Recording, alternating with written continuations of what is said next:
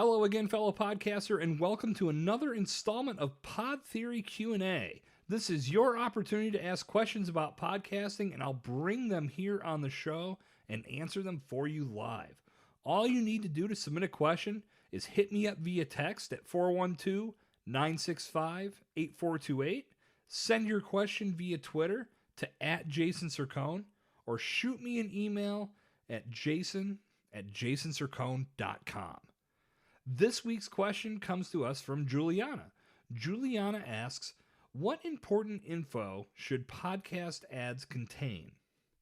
That's a great question, Julianna, and I'll be happy to provide my thoughts on it. There are several things that you want to focus on. The first thing to remember is that your ads should be relevant to a target audience. If they're not, listeners will most likely tune out or skip over the ad completely, benefiting absolutely no one. In regards to content, you want to make sure your ad tells a good story, relays a strong message, and clearly explains the product or service that's on the table. You only have a few seconds to grab someone's attention, so you want to make sure that your ad copy is impactful and does just that. The good thing about podcast advertising is that its audio nature means most people will hang on to every word.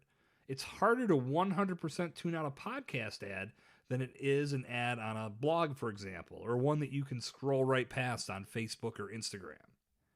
If you're doing a live read, make it fun, make it exciting, make it engaging, and bring some life to the delivery of the content that you're presenting to your audience.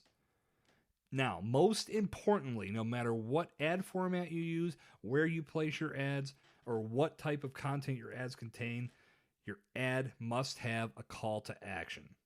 Be sure your listener knows exactly what they need to do to take advantage of the offer they just heard. An ad without a call to action is nothing more than filler on your show. As podcasting continues to grow, advertising will grow right along with it.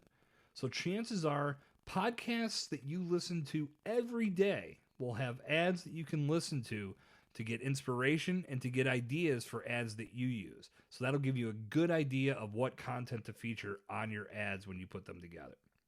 A big thing to keep in mind, don't overload your podcast with ads.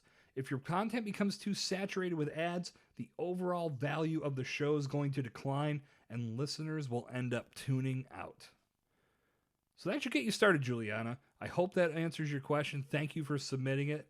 And if you would like to submit a question to have answered right here on Pod Theory, there are 3 ways to do so. All you need to do is hit me up via text at 412-965-8428. You can hit me up on Twitter at JasonCercone, or you can send me an email, jason@jasoncercone.com. That's going to wrap up another installment of Pod Theory Q&A. Good talk. I'll see you back here tomorrow. This has been Jason Cercone on Pod Theory.